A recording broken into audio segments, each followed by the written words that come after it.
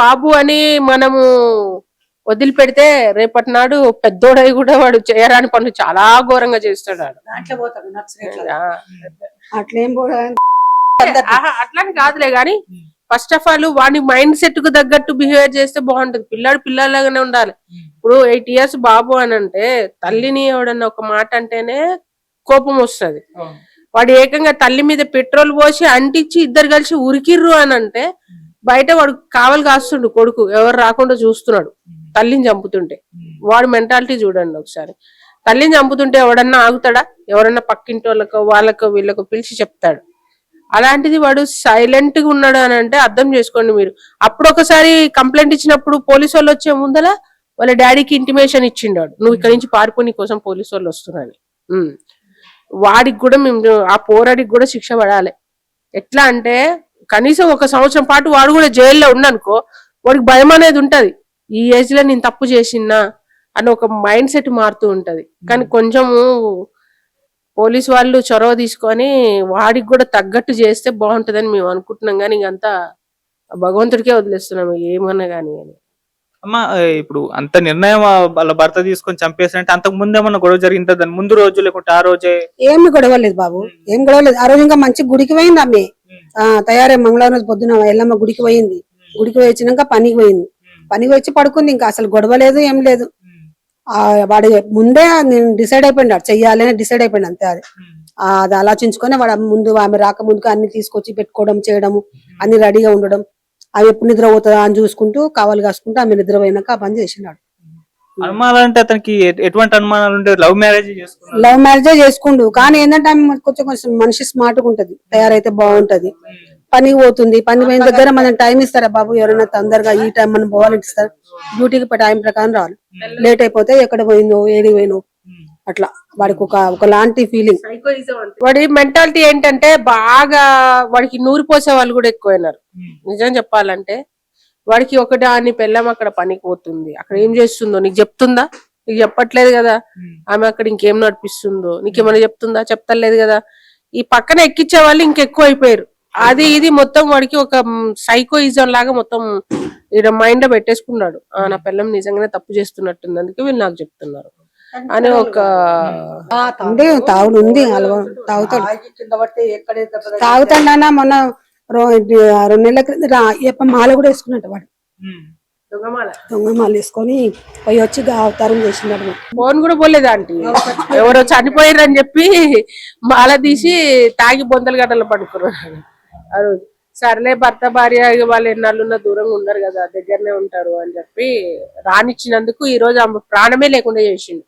ఆ పిల్లకి తల్లి లేకుండా చేసిండు. ఆడు కర్ణాటక పోని మనకు సంబంధం లేదు కదా. ఆ పిల్లకి తల్లి లేకుండా చేసిండు. ఆ పిల్ల కూడా ఇప్పుడు మూసిన కను తెరవకుండా పడుకుంది. ఇప్పుడు లేవట్లేదు అది పిల్ల. 2 రోజులు అయిందంట. ఆ పిల్ల పరిస్థితి కూడా బాగోలేదు. ఇంకోటి ఏంటంటే పాపం వాళ్ళు చేసుకుంటేనే బతికేవాళ్ళు, వాళ్ళ పరిస్థితి అంతంత మాత్రమే. ఏం జరుగుద్ది అనేది ఇంకా తెలియదు. ఇక అంతా దేవుడికే తెలియాలి. పాపం ఆ పిల్ల పరిస్థితి ఏంటో తలుచుకున్న పిల్లని తలుచుకుంటేనే బాధేస్తుంది. దేవుడికి పోలీసు వాళ్ళకు మీడియా వాళ్ళకే తెలవాలి. కానీ చాలా శిక్షించాలి బాబు. అసలు వాడిని బయట రాకుండా చెయ్యాలి.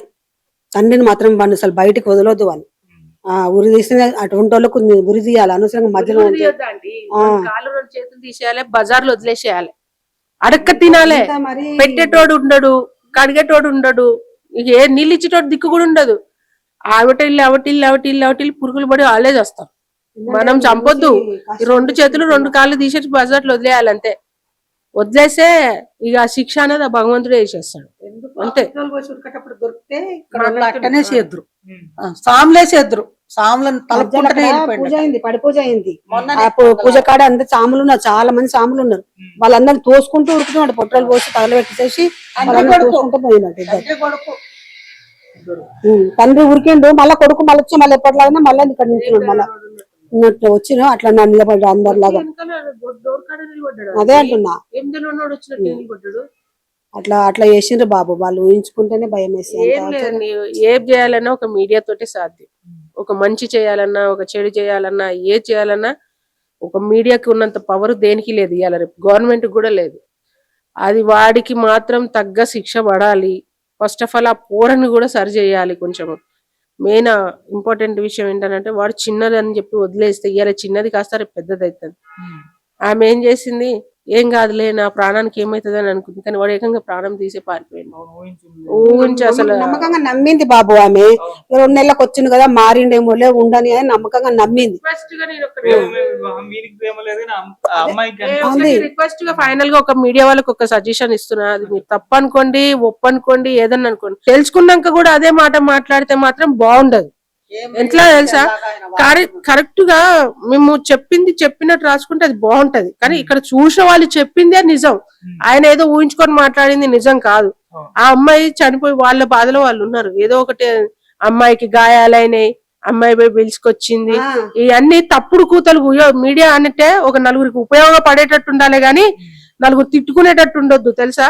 ఆ అమ్మాయికి ఏమి కాలేదు, అసలు ఒంటి మీద గీత కూడా పడలేదు. ఆ అమ్మాయి అంత మంచిగా ఉంది. ఆ అమ్మాయి, ఆ అబ్బాయి కూడా ఏం కాలే, వాడు కూడా మంచిగానే ఉన్నాడు. ఇద్దరు వచ్చి ఇంట్లో ఇప్పుడు మీ ఇంట్లోనే పడుకోబెట్టుకుంది ఆమె. రాత్రిగా వాళ్ళ అమ్మని తీసుకొని పోతే పిల్లలు ఎక్కడాగా ఇంట్లో పండ పెట్టుకుంది. చుట్టాలు పొద్దుగాల వాళ్ళు వచ్చినాక అప్పుడు వాళ్ళకి అప్పచెప్పింది. మా ఇంట్లో లేకుండా కూడా పక్కన వాళ్ళ ఇంటి అడుక్కొచ్చి అన్నం పెట్టి పండబెట్టిన వానికి, ఆ పోరన్ని ఆ పోరికంటే పర్వాలేదు ఆడపిల్ల గాని. నిన్న వచ్చిర్రు క్రైమ్ వాళ్ళు అంట, వాళ్ళు మొన్న వచ్చిర్రు అడిగినరు ఎట్లయిందమ్మా ఏమైందమ్మా అని అడిగినరు. నాతో సంతకాలు పెట్టించుకున్నారు, ఈమెతో సంతకం పెట్టించుకున్నారు. అందరు ఫోన్ నంబర్లు ఇట్లా అవన్నీ తీసుకొని పోయిండ్రు అంతే. తీసుకుపోయారు నాకని చేసేది మాత్రం పక్కా చేస్తే బాగుంటది. ఇంకొకళ్ళకి బుద్ధి రావాలి, ఎందుకంటే ఇప్పుడు ఇట్లా చేసినందుకు అయ్యో అట్లా అయింది కదా, ఇంకొకటి మంచిగా మారాలి అన్నట్టుగా ఉండాలి. కానీ తీసుకుపోయి మీరు మళ్ళీ మన ఎప్పట్లో వదిలేస్తే మళ్ళీ ఇంకొక అమ్మాయిని పెళ్లి చేసుకున్నాడు. వాడే ముసోడు కాదు, వాడు వయసోడు, వాడు పెద్ద ఏజ్ కూడా కాదు, ఇంకా అంటే 35 to 39 to 40 మంచి మీకంటే అట్లా ఉంటాడు వాడు, కాకపోతే నలుపు ఉంటాడు అంతే, మంచిగా ఉంటాడు మనిషి. ఇది అయిన తర్వాత వాళ్ళ పేరెంట్స్, మన అమ్మాయి పేరెంట్స్ కావచ్చు, వాళ్ళ పేరెంట్స్ ఇక్కడికి వచ్చారు, ఎవ్వరు రాలేదు. పేరు చెప్పిన వేస్టే సార్. తల్లిదండ్రి పేరు, అత్త పేరు, వాళ్ళ పేరు చెప్పొద్దు. వాళ్ళు ఒకప్పుడు పంచాయతీ అవుతుంటే రమ్మంటే మేమేం చేయం జావన్నారు. అంటే ఎట్లా అన్నది అంటే వాళ్ళకి ఇష్టం లేదు పెళ్లి చేసుకోవడం. వాళ్ళు వేరే సంబంధం చూసిరంట ఈ అమ్మాయికి.